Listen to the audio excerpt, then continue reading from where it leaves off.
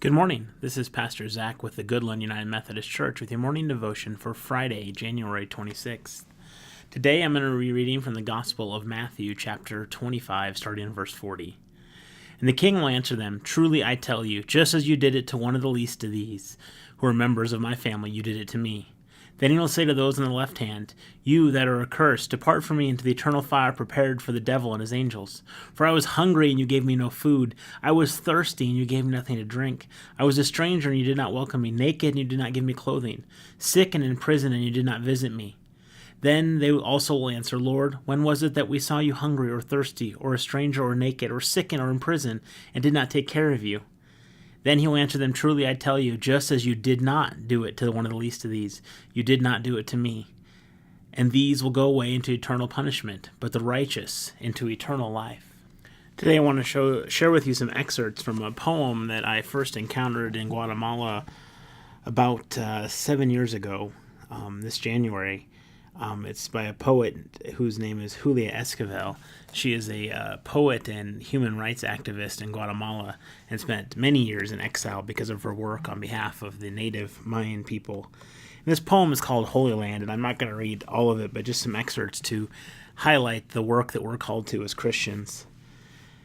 She describes the Holy Land in a way that relates to her experiences in Guatemala. She says, "On the road to Jericho that lies between El Salvador and Guatemala, the assailants and robbers are mugging Jesus, stripping him of his multicolored tunic, the huipil of my people, sacred rag stained with innocent blood. They spit in his face, they castrate and torture him with false pastors have no time to defend him, because they're on business or at church in places washed clean of love and humanity. Bethany lies on the other side of Chahul, right there where the officer trained in the canal zone ordered the death by burning for Patrocino Menchu. On the fourth day, his spirit raised 1,000 in the mountains. If you pass through Samaria right over there, next to the second well in Encino, seek out the one who had to sell her body so as to feed her children. Drug addicts and delinquents by the age of 7, the same ones who evangelized me, who showed me how superficial, how abstract that which we evangelicals used to call Christian love.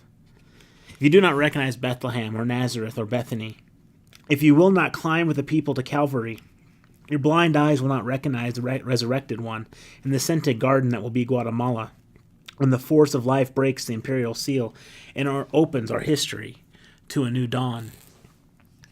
I got the opportunity to spend some time in discussion with Julia with my classmates in seminary. Another moment from Julia that stayed with me was on this topic is how she explained where we could find Jesus' presence in today's society. Her exact quote was, "In a very special way, Jesus is in the oppressed. He is in those who don't count, those who could disappear and no one notices. Jesus is with the migrants. Jesus is in the brothels. Jesus is not so much in the church. This is not the most privileged place for him to be." So those of us who make up the church need to know that we need to go out into the world and represent Christ and share that love, because Jesus will not be present necessarily in the church, but with the oppressed and those hurting, waiting for us to join. Have a blessed day.